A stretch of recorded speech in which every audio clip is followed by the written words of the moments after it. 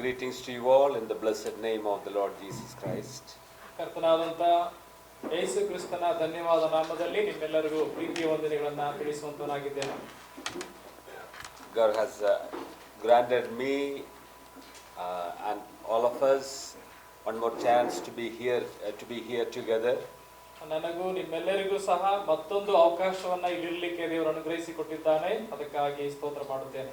And I thank God to see all of you here.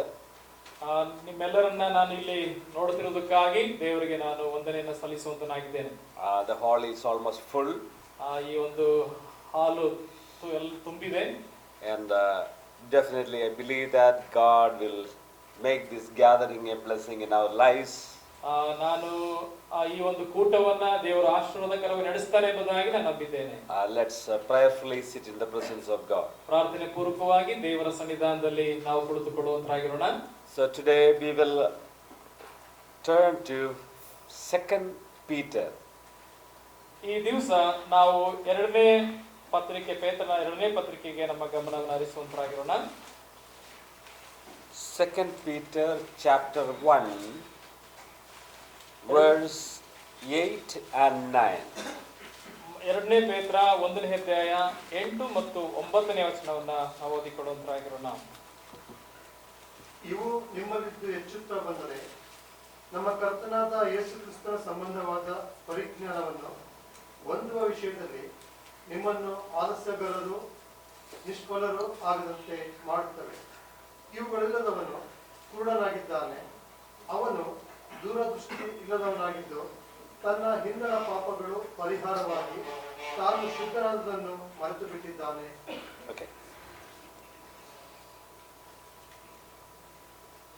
May the Lord bless us with these verses. ಈ ವಾಕ್ಯದ ಮೂಲಕ ದೇವರು ನಮ್ಮನ್ನು ಆಶೀರ್ವದಿಸಲಿ. I want to ask you a question which you have to think about.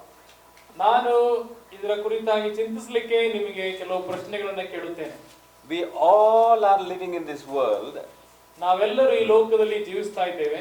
And we are in the different stages of our life. ನಮ್ಮ ಜೀವಿತದಲ್ಲಿ ಅನೇಕ ಹಂತಗಳಲ್ಲಿ ನಾವು ಬದುಕ್ತಾ ಇದ್ದೇವೆ. Some children are here, very active. ಕೆಲವು ಮಕ್ಕಳು ಬಹಳ ಚಟುವಟಿಕೆಯಲ್ಲಿ ಇದ್ದಾರೆ. Good that all of them are here.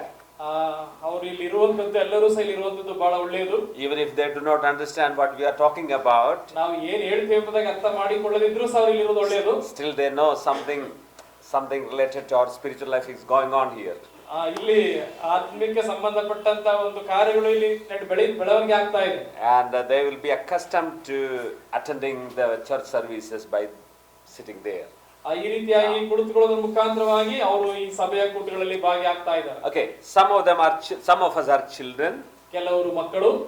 And there are youngsters here. ಅಲ್ಲಿ ಯೌವನಸ್ಥರು ಸಹ ಇದ್ದಾರೆ. And adults are here, brothers and sisters are here. ಅನೇಕ ಯೌವನಸ್ಥರಿದ್ದಾರೆ, ಸಹೋದರ ಸಹೋದರಿಯರು. And our older ones also are here. ವಯಸ್ಸಾದಂತ ವೃದ್ಧರು ಇಲ್ಲಿದ್ದಾರೆ. So we all are in different stages of our life. ನಮ್ಮ ಜೀವಿತದಲ್ಲಿ ಈ ರೀತಿಯಾದಂತ ಅನೇಕ ಹಂತಗಳಲ್ಲಿ ನಾವೆಲ್ಲರೂ ಬದುಕ್ತಾ ಇದ್ದೇವೆ. Well, are you happy about your life? ನಿಮ್ಮ ಜೀವಿತದಲ್ಲಿ ನಿಮಗೆ ಸಂತೋಷ ಇದೆಯೋ? Oh, okay. I am leading a very meaningful life. Do you think like that? ನಾನು ಒಂದು ಅರ್ಥಗರ್ಭಿತವಾದಂತ ಜೀವನವನ್ನು ಮಾಡ್ತಾ ಇದ್ದೇನೆ ಅನಿಸ್ತಾ ಇದೆ ನಿಮಗೆ? Okay. So the question that I am going to ask you is this. ನಾನು ಕೇಳಲಿಕ್ಕಿರುವಂತ ಪ್ರಶ್ನೆ ಏನಂದ್ರೆ, what makes our life worth living? ನಮ್ಮ ಜೀವಿತ ಯೋಗ್ಯವಾಗಿರಲಿಕ್ಕೆ ಯಾವುದು ಕಾರಣವಾಗಿದೆ? Okay, what makes our life meaningful? ನಮ್ಮ ಒಂದು ಜೀವನ ಅರ್ಥಗರ್ಭಿತವಾಗಿರಲಿಕ್ಕೆ ಕಾರಣ ಏನು? We have to very carefully think ಯಾವುದು about ನಮ್ಮನ್ನ ಅರ್ಥಗರ್ಭಿತವಾದ ಜೀವನ ಮಾಡಲಿಕ್ಕೆ ನಡೆಸ್ತಾ ಇದೆ? We have to understand, we have to think of ourselves, what makes our life meaningful? ಯಾವುದು ನಮ್ಮನ್ನ ಅರ್ಥಗರ್ಭಿತವಾದ ಜೀವನ ಮಾಡಲಿಕ್ಕೆ ಕಾರಣವಾಗಿದೆ? Sometimes people think that if I have enough money, ಕೆಲವು ಜನರು ಹೀಗೆ ಚಿಂತೆ ಮಾಡುತ್ತಾರೆ, ನನಗೆ ಸಾಕಷ್ಟು ಹಣ ಇದ್ದರೆ, a huge amount of money in my bank account, ನನ್ನ ಬ್ಯಾಂಕ್ ಅಕೌಂಟ್ ಅಲ್ಲಿ ತುಂಬಾ ಹಣ ಇದೆ, then my life will be meaningful. ಹೀಗಿರುವಾಗ ನನ್ನ ಜೀವನ ಅರ್ಥಗರ್ಭಿತವಾಗಿರುತ್ತದೆ. Some people think, ಕೆಲವು ಜನರು ಹೀಗೆ ಚಿಂತಿಸುತ್ತಾರೆ, if I have the highest education in this entire village, ನಾನು ಈ ಹಳ್ಳಿಯಲ್ಲಿ ಉತ್ತಮವಾದಂತಹ ಒಂದು ವಿದ್ಯಾಭ್ಯಾಸ ಮಾಡಿದರೆ my life will be meaningful. ನನ್ನ ಜೀವನ ಅರ್ಥಗರ್ಭಿತವಾಗುತ್ತದೆ. Is it true? ಇದು ಸತ್ಯನೋ? Sometimes people think that if I have the biggest house in this area, ನಾನು ಈ ಪ್ರಾಂತ್ಯದಲ್ಲಿ ಒಂದು ದೊಡ್ಡ ಮನೆಯನ್ನು ಹೊಂದಿದ್ದರೆ my life will be meaningful. ನನ್ನ ಜೀವನ ಅರ್ಥಗರ್ಭಿತವಾಗಿದೆ ಎಂಬುದಾಗಿ ಅನೇಕರು ಚಿಂತಿಸುತ್ತಾರೆ.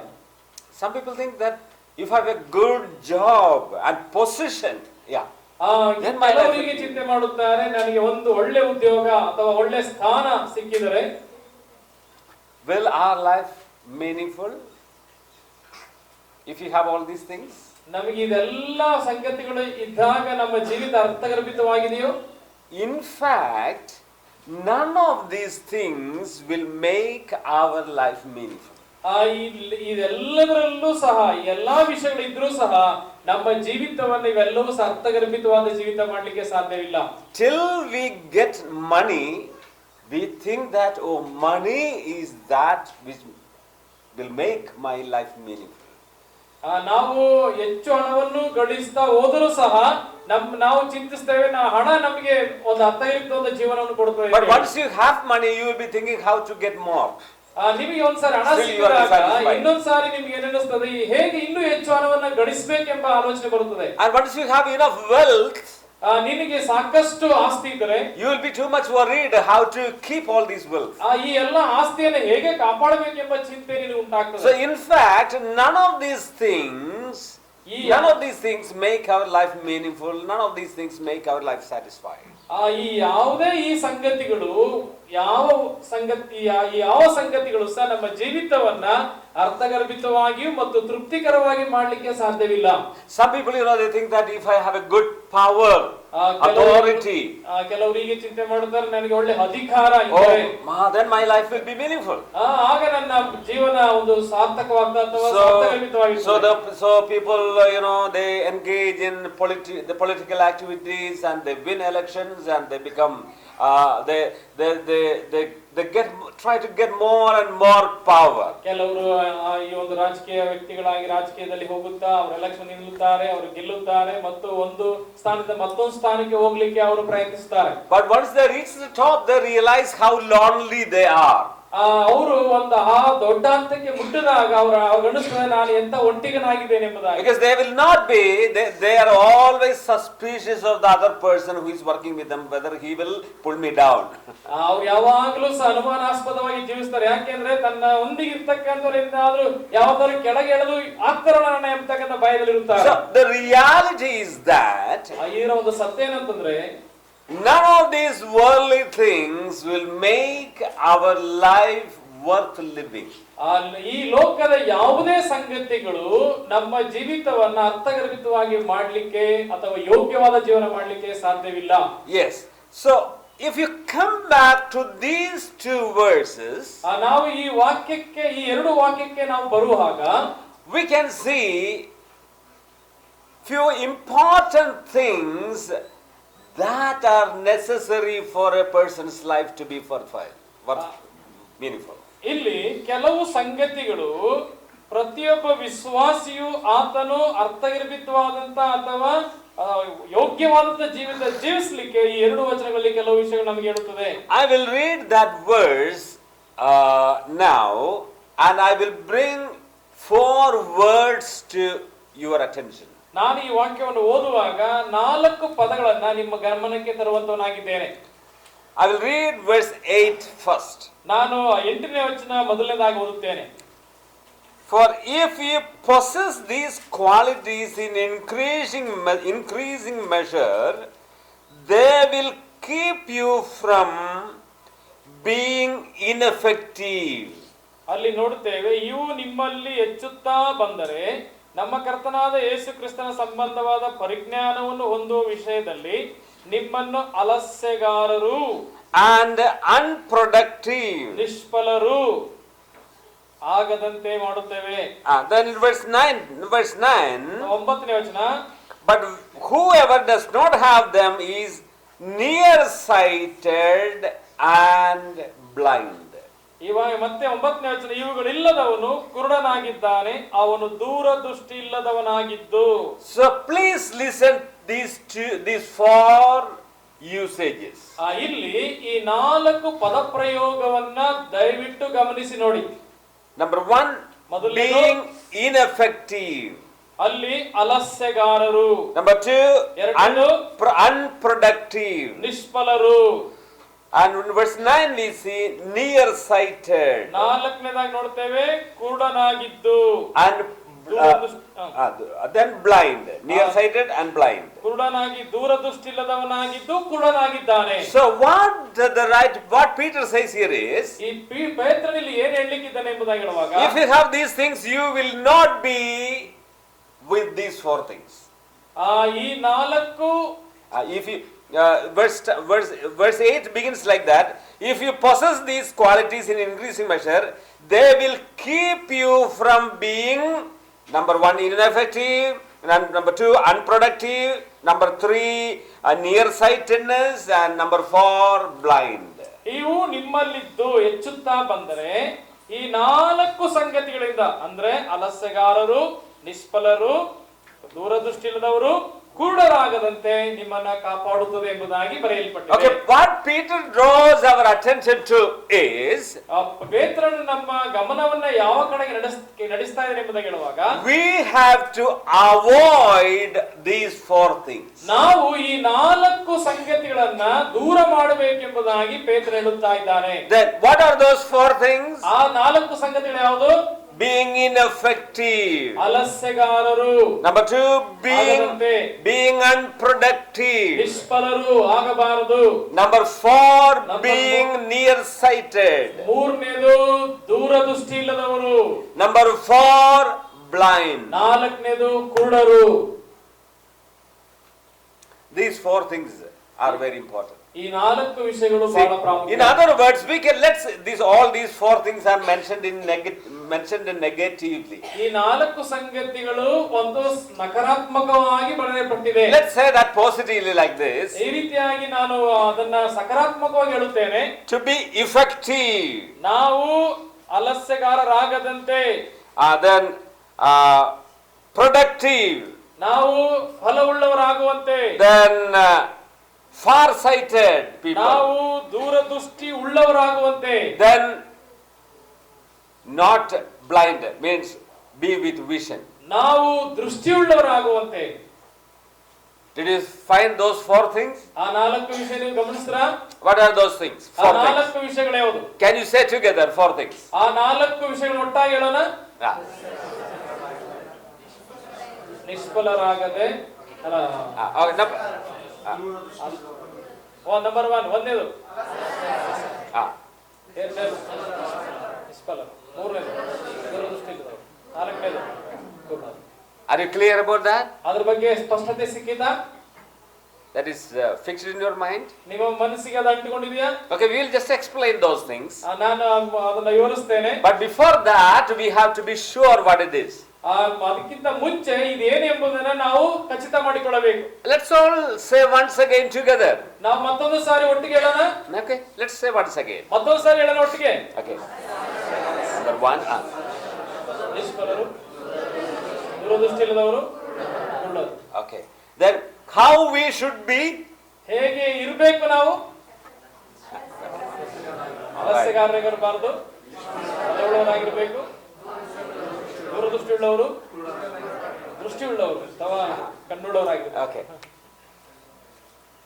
I hope all of you are clear about that. ಇದರ ವಿಷಯದಲ್ಲಿ ಸ್ಪಷ್ಟತೆ ಸಿಕ್ತು ಎಂಬುದನ್ನು ತಿಳಿಸ್ತೇನೆ. Okay, now let me tell you a secret in our life. ಈಗ ನಮ್ಮ ಜೀವಿತದ ಒಂದು ರಹಸ್ಯ ನಿಮಗೆ ಹೇಳುತ್ತೇನೆ. This is where it is simple things. Okay, these are very simple things. ಇವೆಲ್ಲ ಬಹಳ ಸರಳವಾದದ್ದೇ. But those are very important things in our life. ಆದರೂ ಸಹ ಎಲ್ಲವೂ ಸಹ ನಮ್ಮ ಜೀವಿತದಲ್ಲಿ ಬಹಳ ಬಹಳ ಪ್ರಾಮುಖ್ಯವಾದದ್ದು. Yeah, that is like that. Sometimes simple things are very important. ಕೆಲವು ಸಮಯಗಳಲ್ಲಿ ಒಂದು ಸಾಮಾನ್ಯವಾದ ಸರಳವಾದ ವಿಷಯಗಳು ಬಹಳ ಪ್ರಾಮುಖ್ಯವಾಗಿರ್ತವೆ. So the expensive, many times the expensive things are not very important. ಬಹಳ ಬೆಲೆಯುಳ್ಳಂತ ವಿಷಯಗಳು ಸಹ ಪ್ರಾಮುಖ್ಯತೆಗೆ ಬರೋದಿಲ್ಲ ಕೆಲವು ಸಮಯಗಳಲ್ಲಿ. But ಆದ್ರೆ Very cheap things may be, simple things may be very important for us. ಬೆಲೆ ಇಲ್ಲದಂತ ಒಂದು ಸಂಗತಿಗಳು ಅವು ಕೆಲವು ಸಮಯಗಳಲ್ಲಿ ಬಹಳ ಪ್ರಾಮುಖ್ಯವಾಗಿರ್ತವೆ. If you do not have if you want to buy some expensive ornaments, how much money you have to pay? ಬಹಳ ಬೆಲೆಯುಳ್ಳ ಆಭರಣ ಕೊಂಡ್ಕೊಳ್ಬೇಕಾದ್ರೆ ಎಷ್ಟು ಹಣ ಖರ್ಚು ಮಾಡಬೇಕು? We'll have to pay a lot of money, right? ನಾವು ನಮ್ಮಲ್ಲಿ ಇರುವುದೆಲ್ಲ ಹಣವನ್ನು ಕೊಡಬೇಕು. If you want to buy a big TV, you'll have to pay a lot of money. ಟಿವಿಯನ್ನು ಕೊಂಡ್ಕೊಳ್ಬೇಕಾದ್ರೆ But even if you don't have the big TV, you can live, no problem. ಈ ದೊಡ್ಡ TV ಇಲ್ದಿರೋ ಸಹ ನೀವು ಬದುಕಬಹುದು, ತೊಂದರೆ ಇಲ್ಲ. But what about the air? ಗಾಳಿ ಇಲ್ದಿದ್ರೆ how much money you pay daily for the air you breathe? ನೀವು ಗಾಳಿಗೋಸ್ಕರ ಎಷ್ಟು ದಿವಸ ನೀವು ಎಷ್ಟು ಹಣವನ್ನು ದಿವಸ ಖರ್ಚು ಮಾಡ್ತಾ ಇದ್ದೀರಾ? We don't pay anything. ನಾವು ಅದಕ್ಕೆ ಯಾವ ಹಣವನ್ನು ವೆಚ್ಚ ಮಾಡ್ತಾ ಇಲ್ಲ. So it is very common, it is it is very simple. ಇದು ಸಾಮಾನ್ಯವಾಗಿ ನಮಗೆ ಸಿಗ್ತಾ ಇದೆ. But remember, it is very important. ಆದ್ರೆ ಒಂದು ಸತ್ಯ, ಇದು ಬಹಳ ಪ್ರಾಮುಖ್ಯವಾದದ್ದು. If you do not breathe, ನೀವು ಉಸಿರಾಡದೇ ಇದ್ರೆ we cannot live more than 5 minutes. 5 ನಿಮಿಷಕ್ಕೆ ಹೆಚ್ಚು ಆಗೋದಿಲ್ಲ. Sometimes some people may live for 10 minutes. Okay. ಕೆಲವರು ಗಾಳಿ ಇಲ್ಲದೆ 10 ನಿಮಿಷ ಇರಬಹುದು. Okay, now it is very important. ಬಹಳ ಪ್ರಾಮುಖ್ಯವಾದದ್ದು. What about water? ನೀರಿನ ಕುರಿತಾಗಿ ಏನು? We may live 2 or 3 days. ನಾವು ಒಂದು 2-3 ದಿವಸ ನೀರಿಲ್ಲದೆ ಬದುಕಬಹುದು.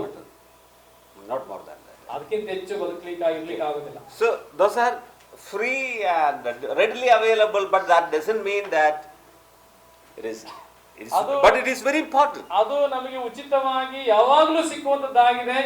ಆದ್ರಿಂದ ಅದಕ್ಕೆ ಬೆಲೆ ಇಲ್ಲ ಎಂಬುದಾಗಿಲ್ಲ, ಅದು ಬಹಳ ಪ್ರಾಮುಖ್ಯವಾದದ್ದಾಗಿದೆ. These 4 things are like that. ಅದೇ ರೀತಿಯಲ್ಲಿ 4 ವಿಷಯಗಳು ಸಹ.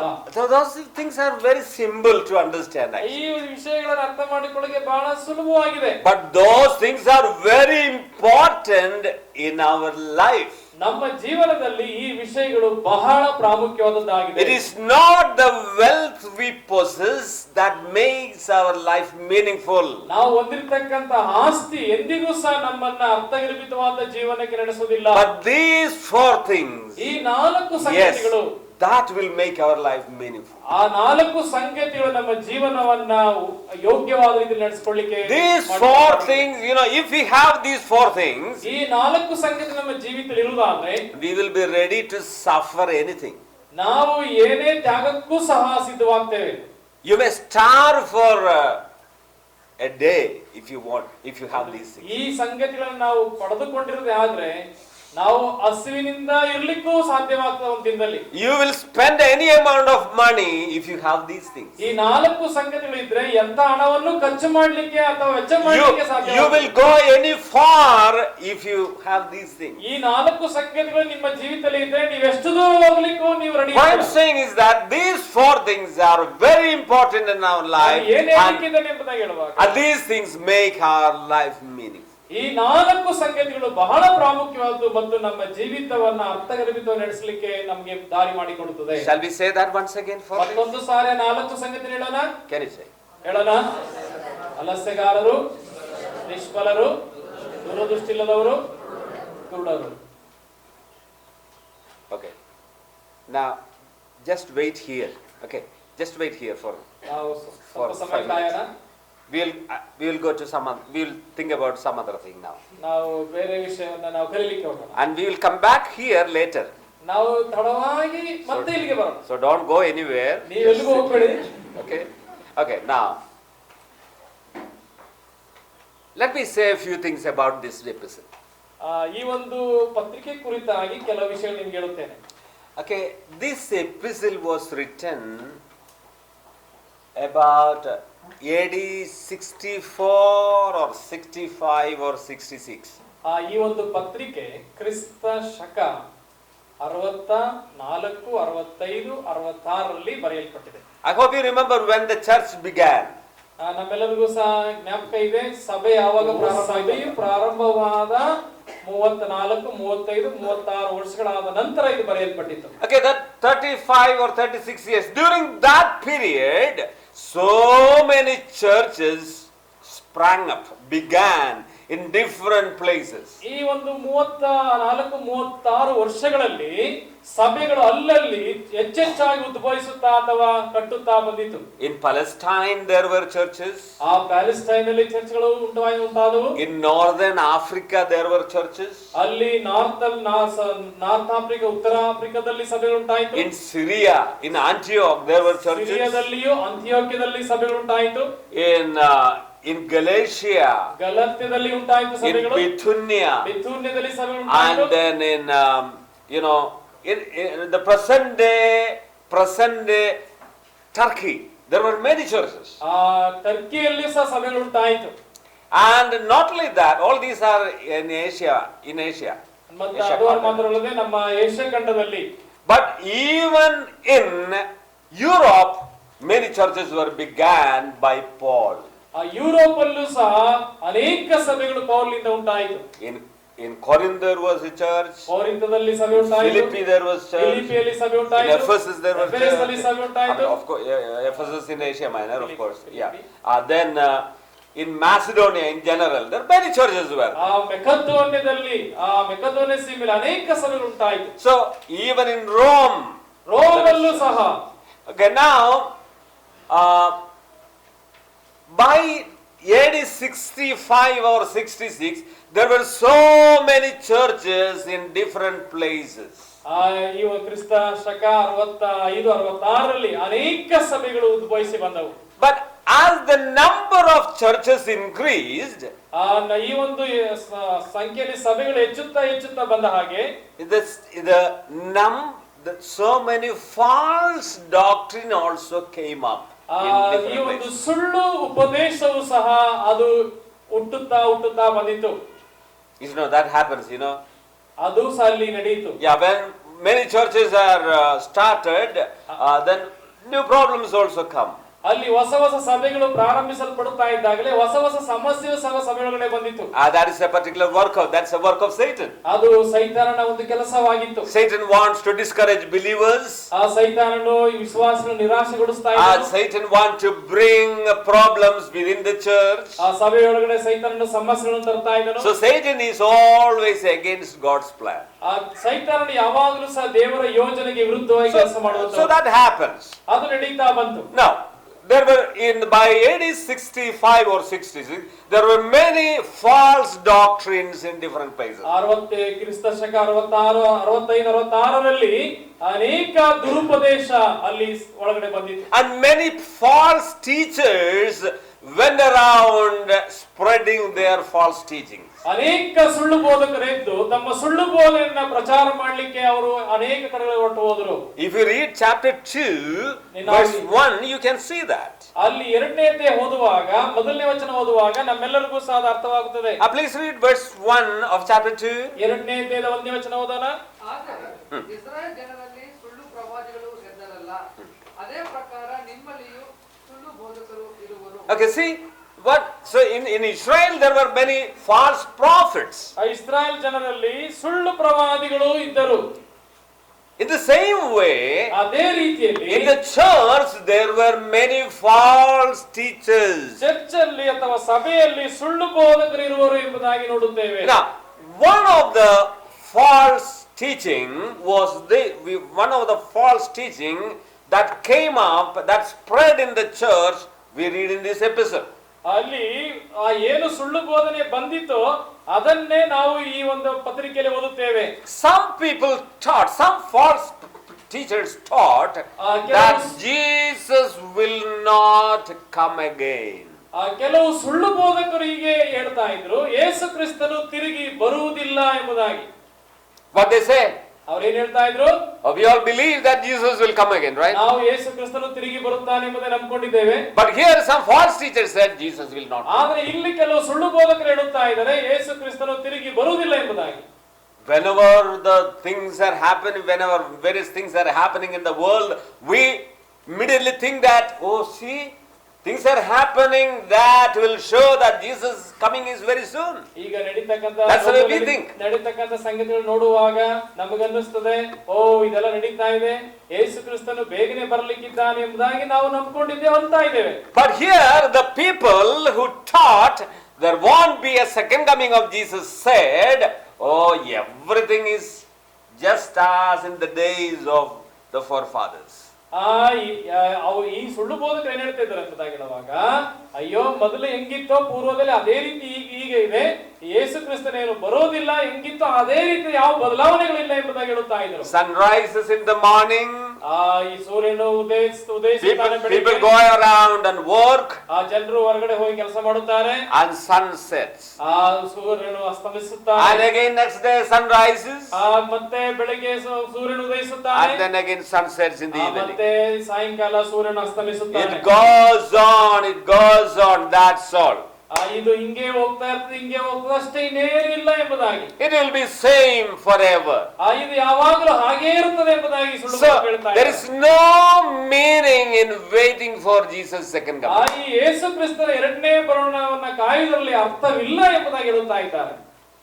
So they began to mock the believers who expect the second coming of Jesus. ಯೇಸು ಕ್ರಿಸ್ತನ ಬರೋಣವನ್ನ ಎದುರು ನೋಡುತ್ತಾ ಇದ್ದಂತ ಈ ವಿಶ್ವಾಸಿಗಳನ್ನ ಅವರು ಗೇಲಿ ಮಾಡ್ತಾ ಹೀಯಾಳಿಸ್ತಾ ಇದ್ದಾರೆ. You are foolish people who are waiting for the second coming of the Lord. ಮೂರ್ಖರು ಯೇಸು ಕ್ರಿಸ್ತನ ತಿರುಗಿ ಬರೋಣವನ್ನ ಕಾಯ್ತಾ ಇದ್ದಾರೆ ಎಂಬುದಾಗಿ ಹೇಳ್ತಾ ಇದ್ರು. So Jesus will not. Where is the promise of his coming? ಎಲ್ಲಿ ಆತನು ಬರ್ತಾ ಇದ್ದಾನೆ, ಎಲ್ಲಿ ಬರ್ತಾನೆ ಅವನು? He will not come. ಇದು ಆತನು ಬರೋದಿಲ್ಲ. So you are leading a very holy life expecting that Jesus will come again. ನೀವು ಪವಿತ್ರ ಜೀವನ ಮಾಡುತ್ತಾ ಯೇಸು ಬರ್ತಾನೆ ಅಂತ ಕಾಯ್ಕೊಂಡು ಕುಳಿತಿದ್ದೀರಾ. But remember, Jesus will not come again. ಆದರೆ ಯೇಸು ಕ್ರಿಸ್ತನು ಇನ್ನೂ ಬಂದಿಲ್ಲ. So you can live as you wish.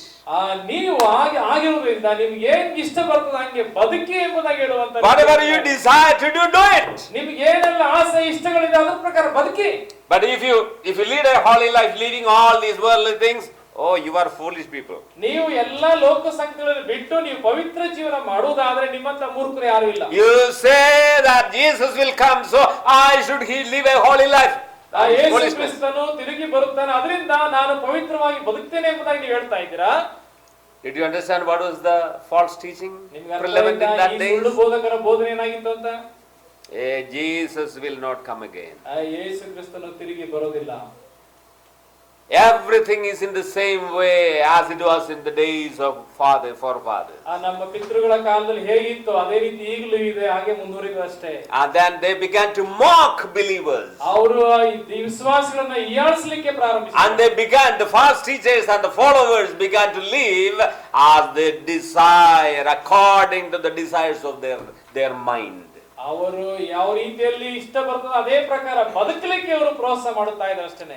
This was spreading in the church. ಇದು ಸಭೆಯಲ್ಲಿ ಇದು ಹಬ್ಬುತ್ತಾ ಬರ್ತಾ ಇದೆ. And the believers began to live as they desire. ಈಗ ವಿಶ್ವಾಸಿಗಳು ತಮಗೆ ಇಷ್ಟ ಬಂದ ರೀತಿಯಲ್ಲಿ ಬದುಕಲಿಕ್ಕೆ ಹೋಗುತ್ತಾ ಇದ್ದಾರೆ. At this point, Peter writes this letter. ಇದನ್ನ ಇಟ್ಟುಕೊಂಡವನಾಗಿ ಈ ಪತ್ರಿಕೆಯನ್ನ ಪೌಲನು ಬರೀತಾ ಇದ್ದಾನೆ. ಪೇತ್ರನು ಬರೀತಾ ಇದ್ದಾನೆ. This is the time when Peter writes. ಇದನ್ನ ಬರೀಲಿಕ್ಕೆ ಕಾರಣ ಇದೆ. We can see about that false teaching in this chapter, in this book. ಈ ಒಂದು ಪುಸ್ತಕದಲ್ಲಿ ಈ ಸುಳ್ಳು ಬೋಧಕರ ಕುರಿತಾಗಿ ನಾವು ಕಲಿಯುವಂತರಾಗಿರೋಣ. Please read chapter 3 verse 2 onwards. ನಾವು verse 3 onwards. ಮೂರನೇ ಅಧ್ಯಾಯ ಮೂರನೇ ವಚನದಿಂದ ನಾವು ಓದ್ತಾ ಬರೋಣ.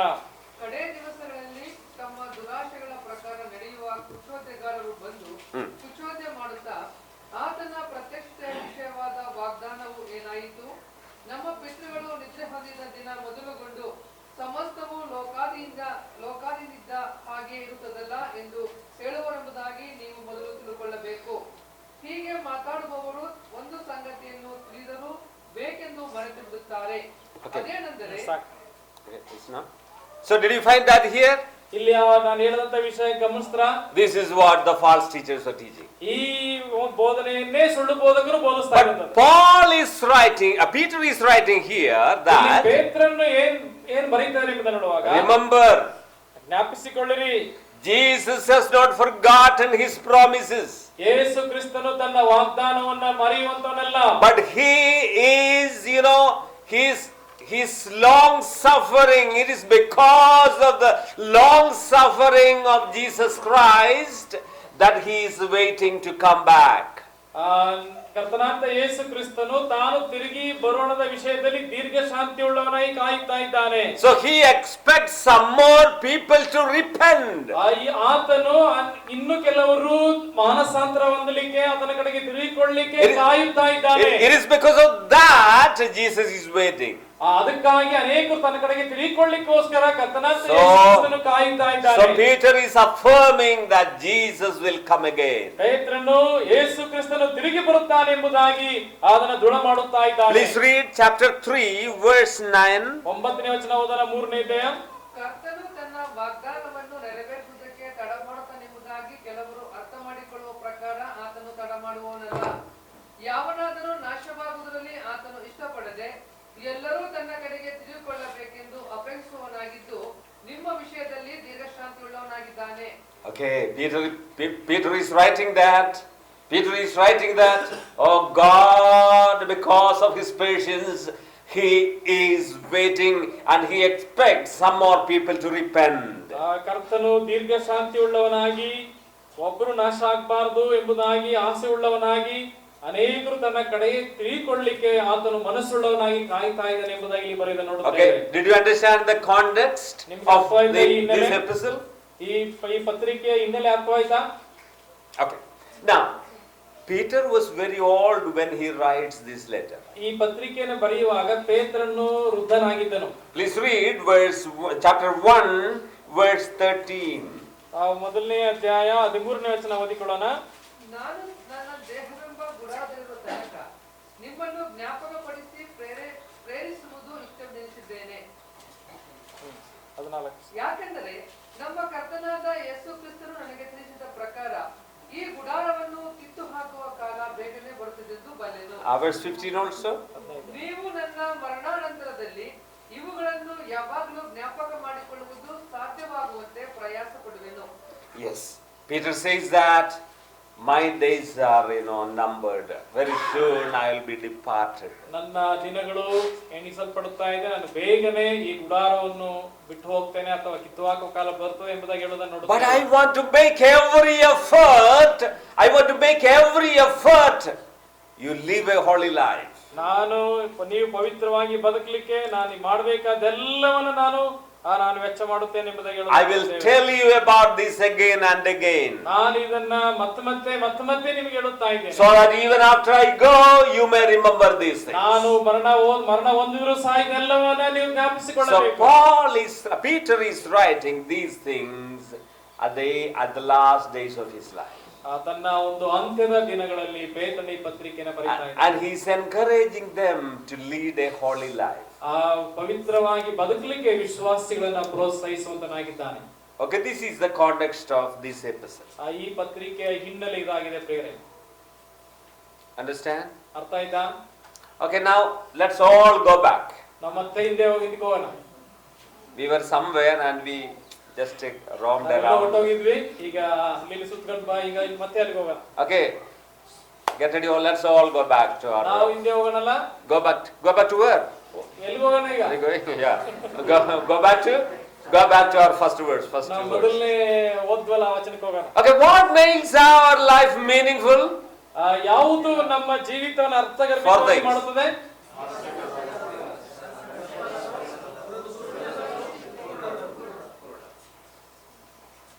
If we are, what makes our life meaningful?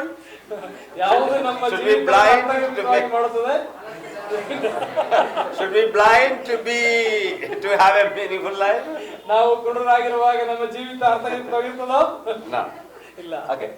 See, we have to avoid these things. ನಾವು ಇದನ್ನೆಲ್ಲ ಅವಾಯ್ಡ್ ಮಾಡಬೇಕು. So in other words, we can say we should have our life should be effective, productive, and far vision, and we need to have a vision. ನಮ್ಮ ಜೀವನ far-sighted and ಅಲಸ್ಯವಾಗಿರಬಾರದು, ನಿಷ್ಫಲವಾಗಿರಬಾರದು ಮತ್ತು ದೂರದೃಷ್ಟಿಯುಳ್ಳವರಾಗಿರಬೇಕು, ಕುರುಡರಾಗಿರಬಾರದು. This will make our life meaningful. ಇದು ತಾನೇ ನಮ್ಮ ಜೀವಿತವನ್ನು ಅರ್ಥಗರ್ಭಿತವಾಗಿ ನಡೆಸಲಿಕ್ಕೆ ಸಾಧ್ಯವಾಗ್ತದೆ. Okay, what is the first one? We see that. ಮೊದಲನೇದಾಗಿ ನಾವು ಓದಿದಂತ ಮೊದಲನೇ ವಿಷಯ. What is that? First one? ಮೊದಲನೇ ಯಾವುದು? Okay, what is the meaning of that? ಅದರ ಅರ್ಥ ಏನು? You say. ಆಲಸ್ಯಗಾರರು ಎಂಬುದಾಗಿ ಹೇಳುವಾಗ ನೀವು ಹೇಳಬೇಕಾದ ಅರ್ಥ ಏನು ಅಂತ? Laziness, yeah. Means? ಸೋಮಾರಿತನ ಅಂತ. Yeah, we should not be lazy. ನಾವೆಂದಿಗೂ right. ಸಹ ಸೋಮಾರಿಗಳಾಗಿರ್ಬಾರ್ದು. If you say that positively, ಅದನ್ನ ನಾವು ನಕಾರಾತ್ಮಕ ಹೇಳ್ಬೇಕಾದ್ರೆ ಪಾಸಿಟಿವ್, ಸಕಾರಾತ್ಮಕ ಹೇಳ್ಬೇಕಾದ್ರೆ active. Active. Okay, in other words, we need to have something to do in our life. ನಾವು ಏನಾದ್ರೂ ಮಾಡ್ಲಿಕ್ಕೆ ಉತ್ಸಾಹ ಇರಬೇಕು. Sometimes in the morning get up and what to do today. ಬೆಳಿಗ್ಗೆ ಎದ್ದ ತಕ್ಷಣ ನಮ್ಗೆ ಇವತ್ತು ಏನ್ ಮಾಡ್ಲಿ ಅಂತ ಅನಿಸ್ತಾ ಇದೆ ನಮ್ಗೆ. There is what you are doing, what is the plan today for today? Nothing specially. What is there? ಇವತ್ತೇನು ಮಾಡ್ಲಿಕ್ಕೆ ನಿಮ್ಗೆ ಯೋಚನೆ ಇದೆ? ಏನು ಇಲ್ಲ ಎಂಬುದಾಗಿ ಹೇಳುತ್ತೇವೆ. So to have something to do in our life is very important. ನಾವು ನಮ್ಮ ಜೀವನದಲ್ಲಿ ಏನಾದ್ರೂ ಮಾಡ್ಲಿಕ್ಕೆ ಸಿದ್ಧರಿರುವಂತದ್ದು ನಮ್ಮ ಜೀವಿತದಲ್ಲಿ ಬಹಳ ಪ್ರಾಮುಖ್ಯವಾದದ್ದು. So do we have something to do? ನಾವು Something to be busy with. That's very important. ಕೆಲವು ಕಾರ್ಯಗಳನ್ನ ಮಾಡ್ಲಿಕ್ಕೆ ನಾವು ಬ್ಯುಸಿ ಆಗಿರ್ಬೇಕು. Once a person said, if I had a job, if I had got a job, I would have taken leave and take a rest for few days. If I got a job, ನನಗೆ ಉದ್ಯೋಗ ಸಿಕ್ಕಿದರೆ I could have taken leave and take rest. ನಾನು leave ತಗೊಂಡು rest ಮಾಡ್ತೇನೆ. Meaning, so what we are doing in our life, that is very important. ನಾವು ಏನು ನಮ್ಮ ಜೀವನದಲ್ಲಿ ಮಾಡ್ತಾ ಇದ್ದೇವೆ ಬಹಳ ಪ್ರಾಮುಖ್ಯವಾದದ್ದು. We need to be busy with our life. ನಮ್ಮ ಜೀವನದಲ್ಲಿ ನಾವು ಬ್ಯುಸಿ ಆಗಿರಬೇಕು, ಚಟುವಟಿಕೆಯುಳ್ಳವರಾಗಿರಬೇಕು. So in English it is said being effective. English ಅಲ್ಲಿ ಹೀಗೆ ಬರೆಯಲ್ಪಟ್ಟಿದೆ, ಬಹಳ ಚಟುವಟಿಕೆಯುಳ್ಳವರಾಗಿರಿ ಅಂತ, ಅಥವಾ ಪರಿಣಾಮಕಾರಿಯಾಗಿರಿ ಎಂಬುದಾಗಿ. Okay, so to do something means go around, keep on doing something to just be. It is not just to be busy. ಏನಾದ್ರೂ ಮಾಡೋಣ ಎಂಬುದಾಗಿ ಹೇಳಿ ಅಲ್ಲಿ ಹೋಗೋದು ಇಲ್ಲಿ ಹೋಗೋದು ಏನೋ ಮಾಡೋದಲ್ಲ ಅರ್ಥ. But ಆದ್ರೆ be part of a big goal, big purpose. ಅದರಲ್ಲಿ ಒಂದು ದೊಡ್ಡ ಉದ್ದೇಶ, ಗುರಿ ಇರಬೇಕು. That is very important. ಅದು ಬಹಳ ಪ್ರಾಮುಖ್ಯವಾದ್ದು. For example, let's take the example of a church. ಸಭೆ ಕುರಿತಾಗಿ ಒಂದು ಉದಾಹರಣೆ ತೆಗೆದುಕೊಳ್ಳೋಣ. In the church, every believer has a role. ಸಭೆಯಲ್ಲಿ ಪ್ರತಿಯೊಬ್ಬ ವಿಶ್ವಾಸಿಗೂ ಅವರದೇ ಆದಂತ ಕರ್ತವ್ಯಗಳು. Some people early in the morning come and sweep the entire hall, and they arrange the chairs and make everything, set everything is right for a gathering. ಕೆಲವು ಸಹೋದರರು ಅಥವಾ ಕೆಲವು ವಿಶ್ವಾಸಿಗಳು ಬಂದು ಬೆಳಿಗ್ಗೆ ಈ ಒಂದು ಹಾಲನ್ನೆಲ್ಲ ಕಸ ಗುಡಿಸುತ್ತಾರೆ, ಚೇರ್ ಎಲ್ಲ ಹಾಕುತ್ತಾರೆ. ಅವರಿಗೆ ಈ ಒಂದು ಕೆಲಸ, ಒಂದು ಗುರಿ ಇದೆ. Who is preparing lunch today? ಇವತ್ತು ಊಟ ಸಿದ್ಧ ಮಾಡೋರು ಯಾರು? Some people may be preparing. They have a particular role. ಅವರು ಊಟ ಸಿದ್ಧ ಮಾಡಿರುವಂತ ಒಂದು ನಿರ್ದಿಷ್ಟವಾದ ಗುರಿ ಇದೆ ಅಡಿಗೆ ಮಾಡುವಂತದ್ರಲ್ಲಿ. So they have a role, and we all have something. We have some role in it. ನಾವು ಈ ಸಭೆ ಒಳಗಡೆ ನಮ್ಮೆಲ್ಲರಿಗೂ ಸಹ ಒಂದಲ್ಲ ಒಂದು ಕರ್ತವ್ಯಗಳು, ಕಾರ್ಯಗಳಿದೆ. Don't you feel satisfied to be part of this meeting? ಈ ಒಂದು ಕೂಟದಲ್ಲಿ ನಿಮಗೆ ತೃಪ್ತಿ ಇದೆಯೋ? Somebody came and opened the hall, this hall, and swept, cleaned it, and spread these mats here and arranged the chairs. So we all are part of a bigger God. ನಾವೆಲ್ಲರೂ ಸಹ ವಿವಿಧವಾದ ಕರ್ತವ್ಯಗಳನ್ನು ಹೊಂದಿದವರಾಗಿ ಒಂದು ದೊಡ್ಡ ಒಂದು ಕಾರ್ಯಗಳಲ್ಲಿ ಮಾಡುವಂತರಾಗಿ ಒಂದು ಗುರಿ ಇದೆ ಇದರಲ್ಲಿ. This is an example, I say. ಇದೊಂದು ಉದಾಹರಣೆ ಅಷ್ಟೇ ನಾನು ಹೇಳೋದು. See, in our life we should be effective. In order to be effective, we should be to be effective means we should have something to do, some role to fulfill of our life will become effective. ಆಗ ಮಾತ್ರವೇ ನಮ್ಮ ಜೀವನ ಇತರರಿಗೆ ಪರಿಣಾಮಕಾರಿಯಾಗಿರುತ್ತದೆ. That effectiveness in our life helps us to enjoy the meaning of our life. ಆ ರೀತಿಯಾದ ಒಂದು ಜೀವನ ನಮ್ಮ ಜೀವನದಲ್ಲಿ ಒಂದು ಅರ್ಥ ಕೊಡುತ್ತದೆ ಮತ್ತು ನಾವು ಅದರಲ್ಲಿ ಸಂತೋಷ ಪಡಲಿಕ್ಕೆ ಸಾಧ್ಯವಾಗುತ್ತದೆ. We have to think like that. ಈ ರೀತಿಯಾಗಿ ನಾವು ಚಿಂತಿಸಬೇಕು. We have to think. We have to identify something that I can do, what I can do here. ನಾವು ಕೆಲವು ವಿಷಯಗಳನ್ನ ಗುರುತಿಸಬೇಕು. ನಾನು ಏನು ಮಾಡಬೇಕು, ಏನು ಇದರ ಉದ್ದೇಶ ಎಂಬುದಾಗಿ ಅದನ್ನ ಗುರುತಿಸಬೇಕು. We have something to do in our family. ನಮ್ಮ ಕುಟುಂಬದಲ್ಲಿ ಕೆಲವು ವಿಷಯಗಳನ್ನ ಮಾಡಬೇಕಾಗಿದೆ. We have something to do in our assembly. ನಮ್ಮ ಸಭೆಯಲ್ಲಿ ಕೆಲವು ಕಾರ್ಯಗಳನ್ನು ಮಾಡಬೇಕಾಗಿದೆ. We have something to do in our society. ನಮ್ಮ ಸಮಾಜದಲ್ಲಿ ಕೆಲವು ಕಾರ್ಯಗಳನ್ನು ಮಾಡಬೇಕಾಗಿದೆ. And we have some role to play in our life. ನಮ್ಮ ಜೀವನದಲ್ಲಿ ನಾವು ಕೆಲವು ಕಾರ್ಯಗಳನ್ನ ಮಾಡಲಿಕ್ಕಾಗಿ ನಾವಿದ್ದೇವೆ. And we have to realize that, and we have to commit our life to that. ಅದನ್ನ ಗುರುತಿಸಿಕೊಳ್ಳಬೇಕು ಮತ್ತೆ ಅದಕ್ಕಾಗಿ ನಮ್ಮನ್ನ ಸಮರ್ಪಣೆ ಮಾಡಿಕೊಳ್ಳಬೇಕು. So to be effective is very important. Effective ಆಗಿ ಅಥವಾ ಪರಿಣಾಮಕಾರಿಯಾಗಿರುವುದು ಬಹಳ ಮುಖ್ಯ. And the second thing that we find here is ಎರಡನೇ ಸಂಗತಿ ನಾವು ನೋಡುವಂತದ್ದು to be productive. ಫಲವುಳ್ಳವರಾಗಿರಬೇಕು. What is the meaning of productivity? ನಿಷ್ಫಲರಾಗದೆ ಅಥವಾ ಫಲವುಳ್ಳವರಾಗಿರಬೇಕು. There should be some benefit out of it.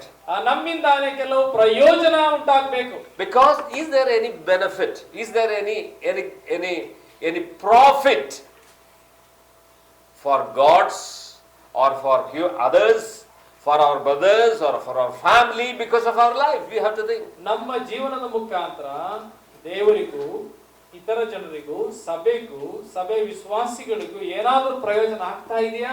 We may be doing so many things. ನಾವು ಒಂದು ವೇಳೆ ಅನೇಕ ಕಾರ್ಯಗಳು ಮಾಡ್ತಾ ಇರಬಹುದು. But does it contribute?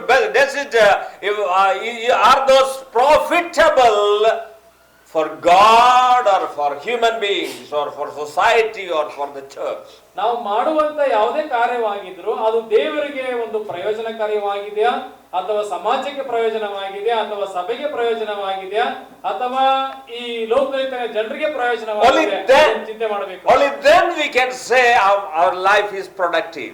ಹಾಗೆ ಮಾತ್ರವೇ ನಾವು ಹೇಳಲಿಕ್ಕೆ ಸಾಧ್ಯತೆ ಉಂಟು ನಮ್ಮ ಜೀವಿತ ಫಲಭರಿತವಾಗಿದೆ ಎಂಬುದಾಗಿ. That is very important. ಅದು ಬಹಳ ಪ್ರಾಮುಖ್ಯವಾದ. So to be productive is very important when we to enjoy that feeling of meaningfulness in our life. ನಮ್ಮ ಜೀವನದಲ್ಲಿ ಅರ್ಥಗರ್ಭಿತವಾದ ಜೀವನದಲ್ಲಿ ಸಂತೋಷ ಪಡಬೇಕಾದ್ರೆ ನಮ್ಮ ಜೀವನದಲ್ಲಿ ಏನು ಮಾಡುತ್ತೇವೋ ಅದು ಇತರರಿಗೆ ಅದು ಪ್ರಯೋಜನಕರವಾಗಿದ್ರೆ ಮಾತ್ರ ನಾವು ಸಂತೋಷ ಪಡಲಿಕ್ಕೆ ಸಾಧ್ಯತೆ ಉಂಟು. Sometimes some people are always wanted by others. They always come to, brother, this is the situation, what can we do? So some people are always wanted by others. ಕೆಲವು ವ್ಯಕ್ತಿಗಳು ಬೇರೆಯವರನ್ನೇ ಅವಲಂಬಿಸಿಕೊಳ್ಳುತ್ತಾರೆ ಎಲ್ಲದಕ್ಕೂ. ಕೆಲವರನ್ನ ಹೊಂದಿಕೊಂಡಿರ್ತಾರೆ. When a person faces so many problems, they come and share this problem with certain people. Once they share, they find a solution and they solve the issue. ಕೆಲವರಿಗೆ ಸಮಸ್ಯೆ ಇರುವಾಗ ಬಂದು ಕೆಲವರಿಗೆ ಹಂಚಿಕೊಳ್ಳುತ್ತಾರೆ, ಅದು ಪರಿಹಾರ ಪಡೆದುಕೊಂಡು ಸುಮ್ಮನಾಗ್ಬಿಡ್ತಾರೆ. Isn't it? So are we like that? ನಾವು ಹಾಗೆ ಇದ್ದೇವೋ? We are problem makers or we are problem solvers? ನಾವು ಸಮಸ್ಯೆನ ಪರಿಹರಿಸುವಂತವರು ಅಥವಾ ಸಮಸ್ಯೆಯನ್ನು ಉಂಟು ಮಾಡುವಂತವರು? We have to think. ನಾವು ಅದನ್ನು ಚಿಂತೆ ಮಾಡಬೇಕು. Sometimes are we making means are we on the side of problems or are we in the side of answers?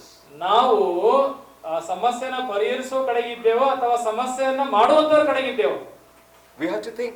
ನಾವು ಯೋಚನೆ ಮಾಡಬೇಕು. So when there are answers in our part, our life becomes productive. ನಮ್ಮ ಜೀವನದಲ್ಲಿ ಪರಿಹಾರದ ಒಂದು ಕಾರ್ಯಗಳನ್ನು ಮಾಡುವುದಾಗಿದ್ದರೆ ನಾವು ಫಲವುಳ್ಳವರಾಗಿದ್ದೇವೆ. Now I will suggest you something. ನಾನು ಕೆಲವು ವಿಷಯ ಸಲಹೆ ಕೊಡುತ್ತೇನೆ ನಿಮಗೆ. Suppose there is a problem in the church or a question in the church. ಸಭೆಯಲ್ಲಿ ಒಂದು ಸಮಸ್ಯೆ ಉಂಟಾಗಿದೆ ಅಂತ ಇಟ್ಕೊಳ್ಳಿ. You come with an answer. ನೀವು ಉತ್ತರದೊಂದಿಗೆ ಅಲ್ಲಿಗೆ ಬನ್ನಿರಿ. Not with so many questions, but with the answer you come. ನೀವು ಅನೇಕ ಪ್ರಶ್ನೆಗಳನ್ನ ಇಟ್ಕೊಂಡು ಸಭೆ ಬರಬೇಡಿ. ಉತ್ತರದಿಂದ ಬನ್ನಿ.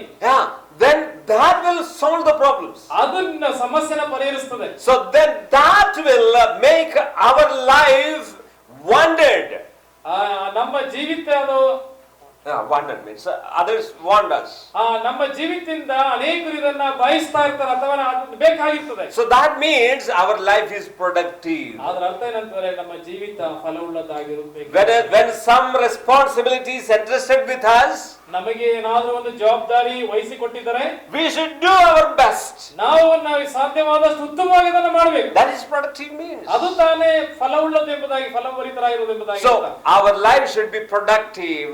Then we will be enjoy the meaning of life. ನಮ್ಮ ಜೀವಿತದಲ್ಲಿ ಫಲವುಳ್ಳವರಾಗಿದ್ರೆ ನಾವು ನಮ್ಮ ಜೀವನದಲ್ಲಿ ಅರ್ಥಗರ್ಭಿತವಾದ ಜೀವನ ಮಾಡುತ್ತಾ ಸಂತೋಷಿಸಬಹುದು.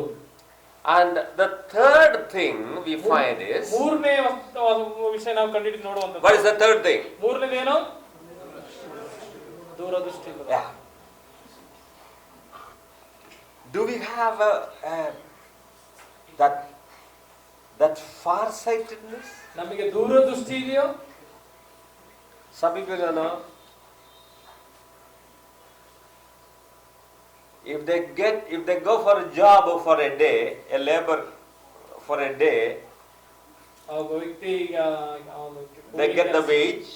ಕೂಲಿಗೆ ಹೋದ್ರೆ ಒಂದು ದಿನದ ಕೂಲಿಗೆ ಅವನು ಸಂಬಳ ಪಡ್ಕೊತಾನೆ. That they finish the entire amount on the same day. ಆ ದಿನ ಅವನಿಗೆ ಸಿಕ್ಕಿದಂತ ಎಲ್ಲ ಅಮೌಂಟ್ ಅನ್ನ ಮುಗಿಸಿ ಬಿಡ್ತಾನೆ. What's the meaning of that? ಅದರ ಅರ್ಥ ಏನು? They do not have a far vision. ಅವನಿಗೆ ಯಾವುದೇ ರೀತಿಯ ದೂರದೃಷ್ಟಿ ಇಲ್ಲ. They do not have a plan for the future. ಅವನ ಭವಿಷ್ಯತ್ತಿನ ಬಗ್ಗೆ ಯಾವುದೇ ಯೋಜನೆಗಳಿಲ್ಲ. I have heard a joke like this. ನಾನು ಒಂದು ಜೋಕ್ ಹೀಗೆ ಕೇಳಿಸ್ಕೊಂಡಿದ್ದೆ. You know, a government declared that those who are below poverty line, they will get 1 kg rice for 2 rupees.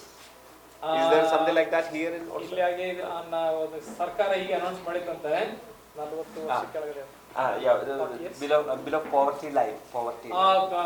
ಬಡತನದ ರೇಖೆಯಿಂದ ಕೆಳಗಡೆ ಇರುವಂತವರು ಅವರಿಗೆ 2 ರೂಪಾಯಿಗೆ just 2 rupees for a 1 kg rice. 1 KG ಅಕ್ಕಿ ಕೊಡಲ್ಪಡುತ್ತದೆ ಎಂಬುದಾಗಿ ಸರ್ಕಾರ ಅನುಮತಿ ಮಾಡುತ್ತೆ ಅಥವಾ ಹೇಳಿದ್ರು.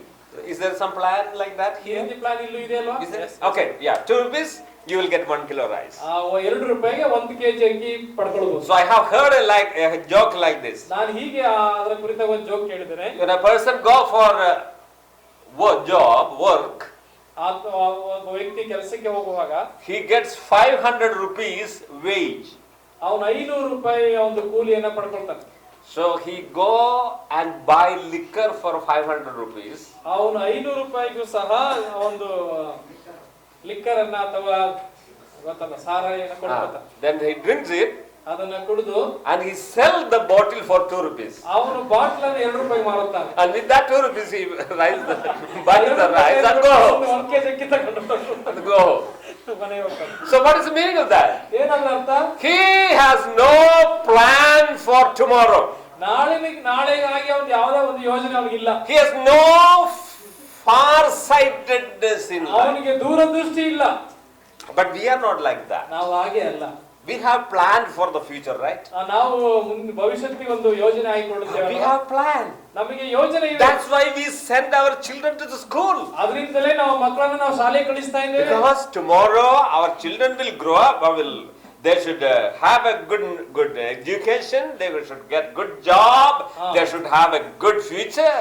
ನಮಗೆ ಒಂದು ಗುರಿ ಇದೆ, ಅವರು ಬೆಳಿಬೇಕು, ಅವರು ಒಳ್ಳೆ ವಿದ್ಯಾವಂತರಾಗಬೇಕು, ಒಂದು ಒಳ್ಳೆಯ ಉದ್ಯೋಗವನ್ನು ಪಡಿಬೇಕು ಎಂಬತಕ್ಕಂತ ಒಂದು ಯೋಜನೆ ಇದೆ. So we work hard and earn money and we spend that for their future. ನಾವು ಕಷ್ಟಪಟ್ಟು ಕೆಲಸ ಮಾಡಿ ಅವರ ಭವಿಷ್ಯತ್ತಿಗಾಗಿ ಅದನ್ನೆಲ್ಲ ವೆಚ್ಚ ಮಾಡುತ್ತೇವೆ. So we should have a future vision.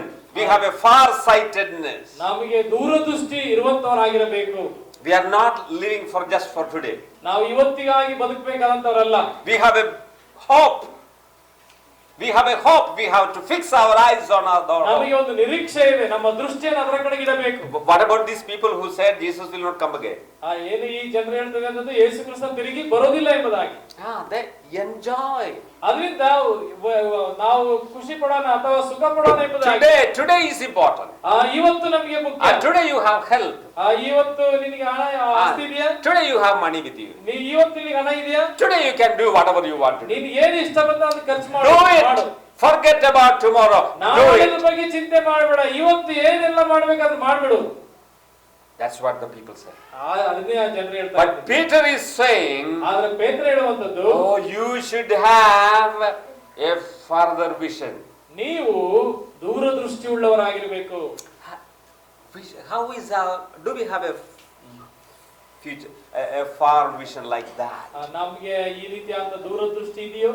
You know, we need to have such a vision, such a far-sightedness about our own lives.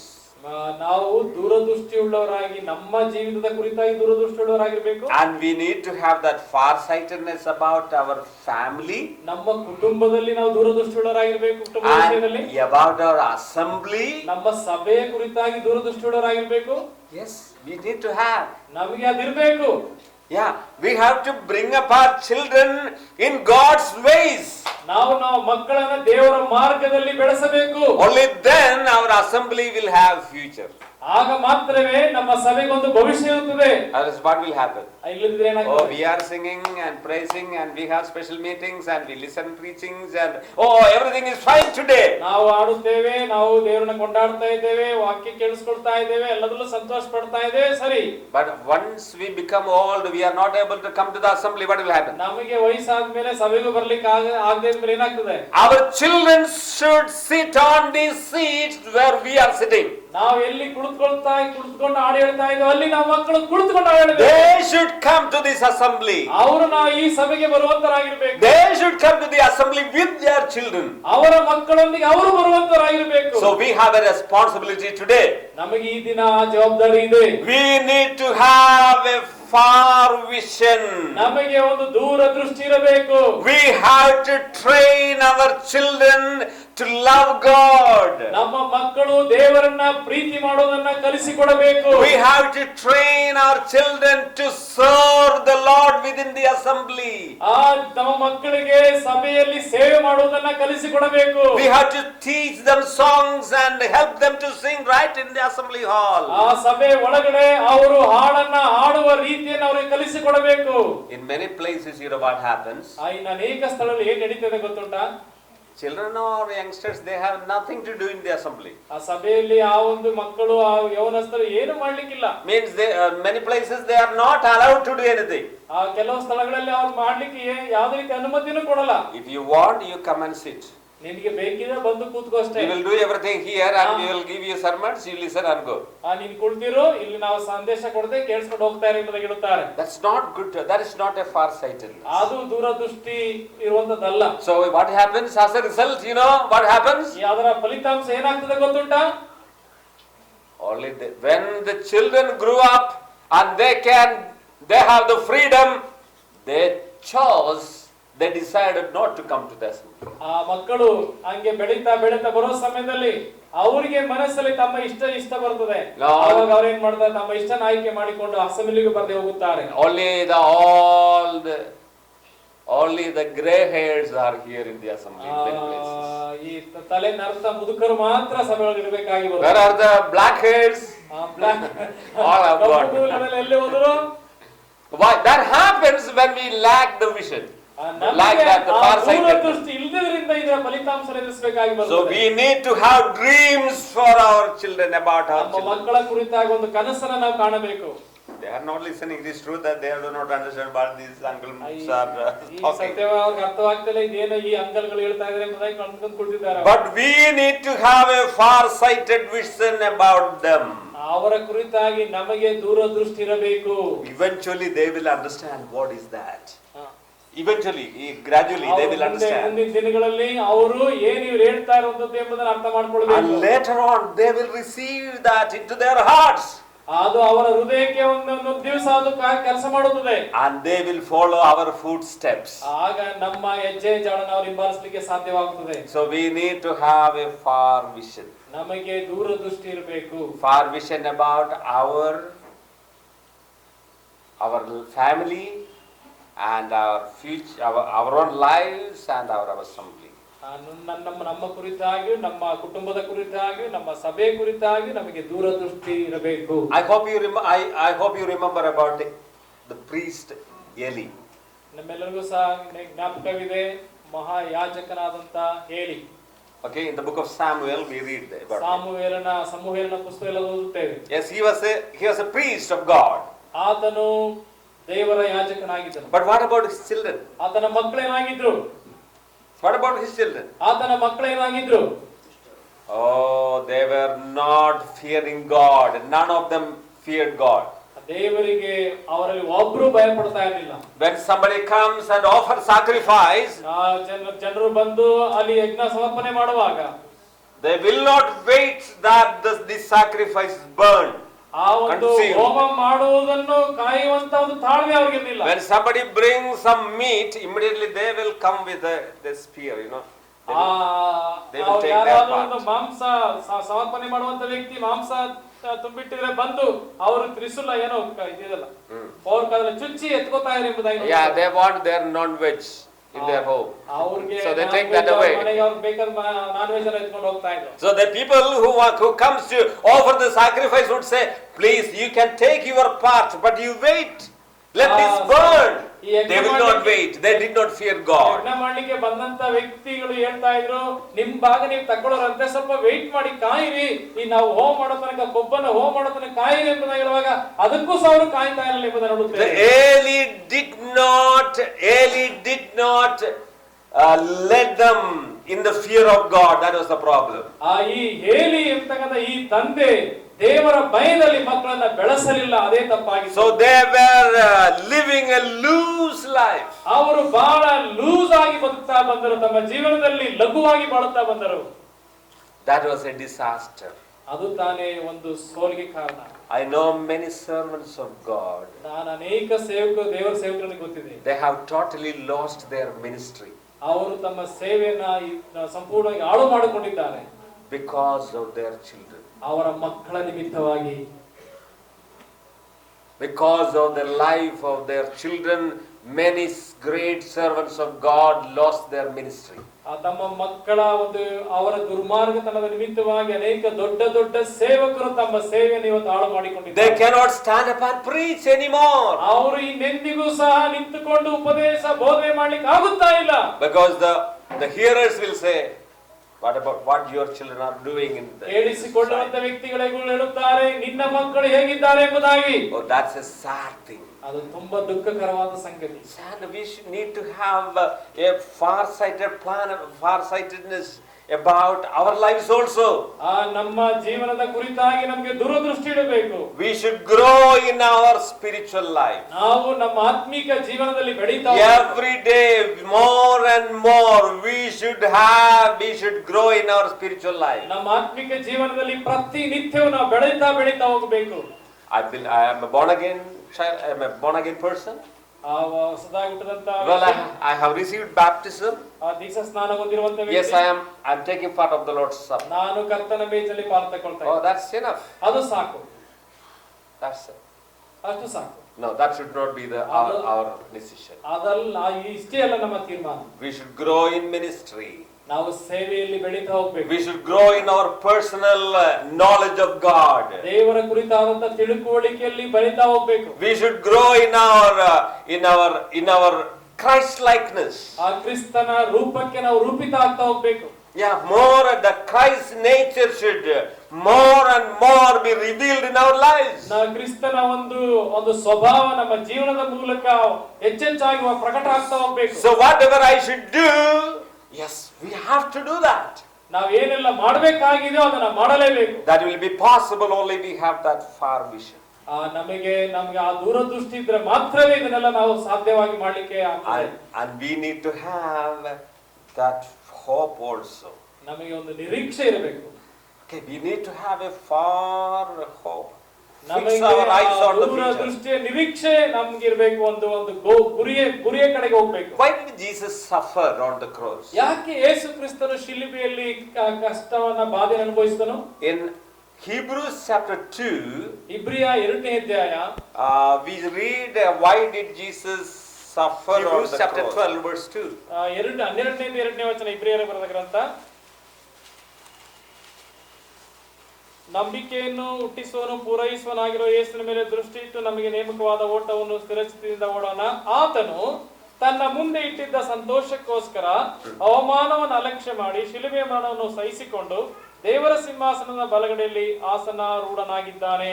See, Jesus suffered the cross. ಯೇಸು ಕ್ರಿಸ್ತನು ಶಿಲುಬೆಯಲ್ಲಿ ಆತನು ಬಾಧೆಗೆ ಒಳಗಾದನು. He was ready to suffer on the cross because of the joy that was set before him. ಆತನ ಮುಂದೆ ಇಟ್ಟಿದಂತ ಸಂತೋಷಕ್ಕೋಸ್ಕರ ಆ ಶಿಲುಬೆ ಮರಣವನ್ನ ಆತನು ಸಹಿಸಿಕೊಂಡನು. Jesus knew because of his suffering and death and resurrection, a group of people will be saved. ಆ ಯೇಸು ಕ್ರಿಸ್ತನಿಗೆ ಗೊತ್ತಿತ್ತು, ಅವನಿಗೊಂದು ಗುರಿ ಇತ್ತು. ನನ್ನ ಒಂದು ಶಿಲುಬೆ ಮರಣ, ಈ ಒಂದು ಅವಮಾನ, ಈ ಒಂದು ಕಷ್ಟಗಳಿಂದ ಆ ಒಂದು ದೊಡ್ಡದಾದಂತ ಗುಂಪು ರಕ್ಷಿಸಲ್ಪಡ್ಲಿಕ್ಕಿದೆ ಎಂಬುದು When ಗೊತ್ತಿತ್ತು. Jesus fixed his eyes on that future event, ಆತ ಯೇಸು ಕ್ರಿಸ್ತನು ತನ್ನ ದೃಷ್ಟಿಯನ್ನ ಆ ಒಂದು ಮುಂದಿನ ಆ ಒಂದು ಸಂತೋಷಕ್ಕೋಸ್ಕರ ಇಟ್ಟದ್ದರಿಂದ Jesus joyfully suffered the cross. ಆತನು ಸಂತೋಷವಾಗಿ ಶಿಲುಬೆ ಮರಣ ಹೊಂದಲಿಕ್ಕೆ ಒಪ್ಪಿಸಿಕೊಟ್ಟನು.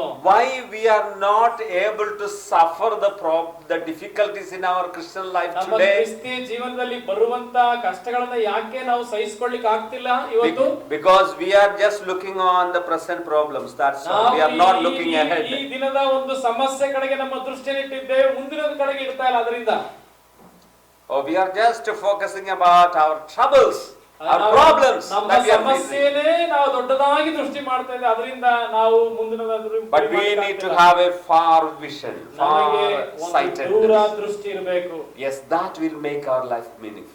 ಆ ಒಂದು ವಿಷಯ ನಮ್ಮ ಜೀವನವನ್ನು ಅರ್ಥಗರ್ಭಿತವಾಗಿ And ಮಾಡುತ್ತದೆ. what is the fourth thing we find here? ನಾಲ್ಕನೇದು ಏನ್ ನೋಡಿದ್ವಿ ನಾವು? We should not be blind, ನಾವೆಂದಿಗೂ ಕುರುಡರಾಗಿರಬಾರದು. but we should have a vision. ನಮಗೆ ಒಂದು ದೃಷ್ಟಿ, ದರ್ಶನ ಇರಬೇಕು. Yeah, what is the meaning of vision? ದರ್ಶನ ಅಂದ್ರೆ ಅರ್ಥ ಏನು? Vision means, what is the meaning of vision? ದರ್ಶನ ಅಂದ್ರೆ ಏನು ಹೇಳಿ? We should have a purpose in life. ಜೀವನದಲ್ಲಿ ಒಂದು ಉದ್ದೇಶ ಇರಬೇಕಂತ. Okay, we need to have a vision. ನಮಗೆ ದರ್ಶನ ಇರಬೇಕು. So, we read about,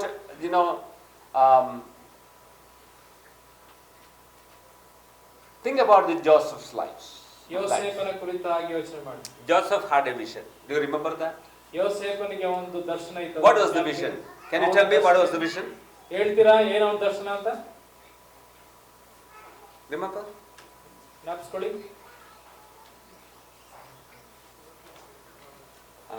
12 stars and sun and moon. Remember that? ನಿಮಗೆ ಗೊತ್ತಿಲ್ವಾ?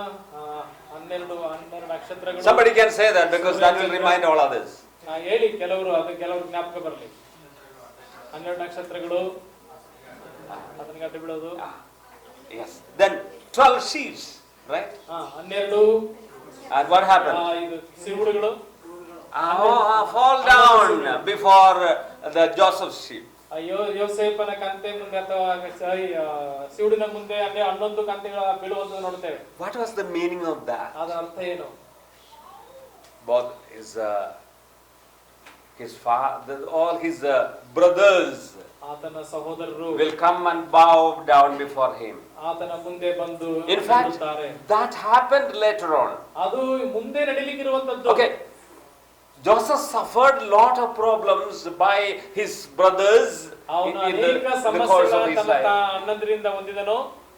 But he suffered all those things ಆಯಾ ಬಂದಂತ ಎಲ್ಲ ಸಮಸ್ಯೆಗಳನ್ನು ಅನುಭವಿಸಿದ. because he believed God. ಯಾಕಂದ್ರೆ ಅವನು ದೇವರ ಮೇಲೆ ನಂಬಿಕೆ ಇಟ್ಟಿದ್ದನು. And that vision happened, that realized that vision come true.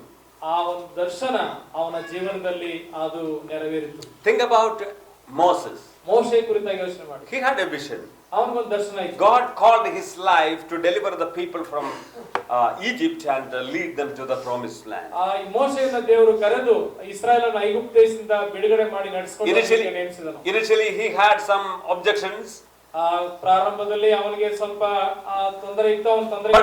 But he obeyed God. ಆದ್ರೆ ಆತನ ದೇವರಿಗೆ ವಿಧೇಯನಾದ. And we know that he committed his life to that vision. ಆ ದರ್ಶನಕ್ಕೆ ತನ್ನನ್ನು ಒಪ್ಪಿಸಿಕೊಟ್ಟನು. Same is true with Gideon. ಗಿದಿಯೋನ ಕುರಿತಾಗಿ ಸಹ ಬರೆಯಲ್ಪಟ್ಟಿದೆ. Same is true with Jeremiah ಯೆರೆಮೀಯನ ಕುರಿತಾಗಿಯೂ or Joshua, Isaiah.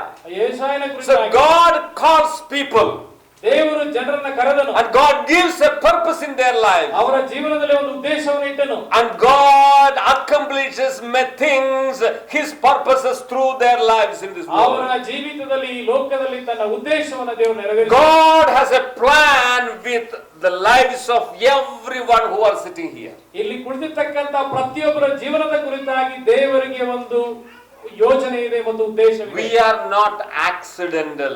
ನಾವು ಅಕಸ್ಮಾತ್ತಾಗಿ ಇರುವಂತವರಲ್ಲ. We are upon this earth with definite purpose in the mind of God.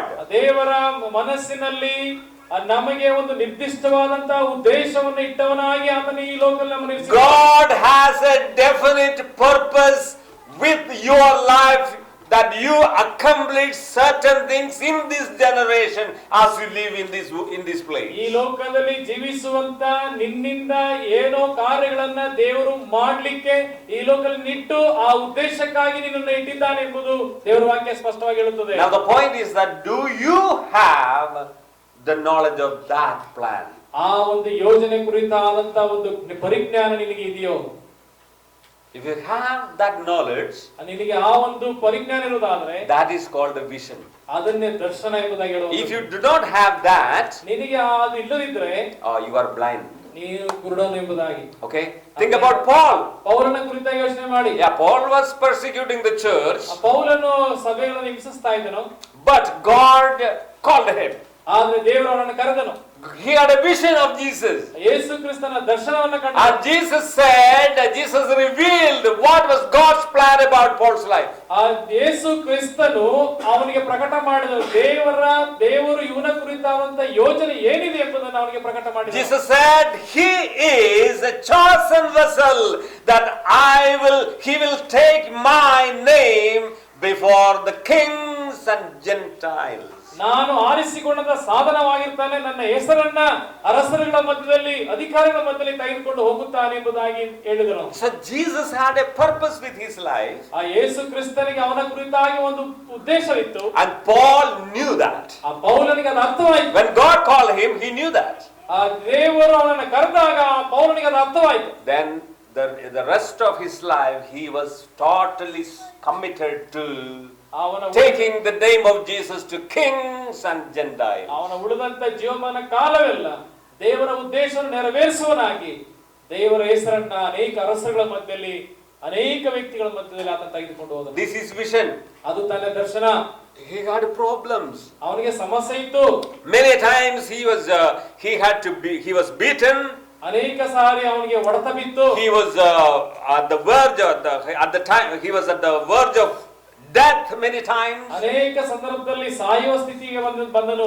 And many problems he faced. ಅವನ ಜೀವನದಲ್ಲಿ ಅನೇಕ ಸಮಸ್ಯೆಗಳನ್ನ ಎದುರಿಸುತ್ತಾ ಬಂದನು. But he was ready to suffer all those situations.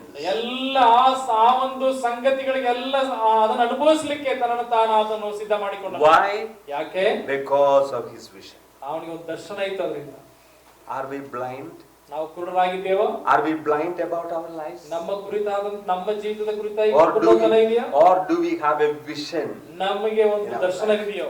Yes, we need to have a vision. ನಮಗೆ ದರ್ಶನ ಬೇಕು. We have to sit in the presence of God. ನಾವು ದೇವರ ಸನ್ನಿಧಾನದಲ್ಲಿ ಕುಳಿತಿರುವಾಗ We have to examine our own lives. ನಮ್ಮ ಜೀವಿತವನ್ನು ಪರೀಕ್ಷಿಸಿಕೊಳ್ಳೋಣ. We have to realize what is the purpose, what is the ultimate purpose of God with my life. ನನ್ನ ಜೀವನದಲ್ಲಿ ದೇವರ ಒಂದು ಅಂತಿಮ ಗುರಿ ಏನು ಎಂಬುದನ್ನು ಅರ್ಥ ಮಾಡಿಕೊಳ್ಳಬೇಕು. Once you realize that call, ಆ ಒಂದು ಕರೆಯನ್ನು ನೀವು ಅರ್ಥ ಮಾಡಿಕೊಂಡರೆ you have to totally surrender your life to the Lord. ನೀವು ಸಂಪೂರ್ಣವಾಗಿ ಆ ಕರೆಗೆ ಒಪ್ಪಿಸಿಕೊಂಡ್ರಿ. That will make your life meaningful. ಅದು ನಿಮ್ಮ ಜೀವಿತವನ್ನು ಅರ್ಥಗರ್ಭಿತವಾಗಿ ಮಾಡುತ್ತದೆ. I hope you understand these things. ನೀವೆಲ್ಲರೂ ಅರ್ಥ ಮಾಡಿಕೊಂಡಿದ್ದೀರಿ ಎಂಬುದನ್ನು ನಂಬುತ್ತೇನೆ. These are simple things but extremely important in our life. ಇದು ಬಹಳ ಸರಳವಾದ ವಿಷಯವಾಗಿದ್ದರೂ ಸಹ ಇದು ಬಹಳ ಪ್ರಾಮುಖ್ಯವಾದದ್ದಾಗಿದೆ. Let me ask you this question. ನಾನು ಒಂದು ಪ್ರಶ್ನೆ ನಿಮಗೆ ಕೇಳುತ್ತೇನೆ. Are you restless about your life today? ನೀವು ವಿಶ್ರಾಂತಿ ಇಲ್ಲದ ಜೀವನವನ್ನು ಮಾಡುತ್ತಾ ಇದ್ದೀರಾ? With all the comforts of your life, are you spending sleepless nights on your bed today? ನಿಮಗೆ ಎಲ್ಲವೂ ಇದ್ರೂ ಸಹ ನೀವು ನಿದ್ರೆ ಇಲ್ಲದಂತ ಜೀವನವನ್ನು ಮಾಡ್ತಾ ಇದ್ದೀರಾ? Are you totally feeling empty about your life? ನಿಮ್ಮ ಜೀವಿತದ ಕುರಿತಾಗಿ ಶೂನ್ಯತೆ ಕಾಣ್ತಾ ಇದೆಯಾ? Meditate upon this verse ಈ ವಾಕ್ಯದ ಕುರಿತಾಗಿ ಧ್ಯಾನಿಸಿರಿ and spend time in the presence of God. ದೇವರ ಸನ್ನಿಧಾನದಲ್ಲಿ ಕಾಲ ಕಳೆಯಿರಿ.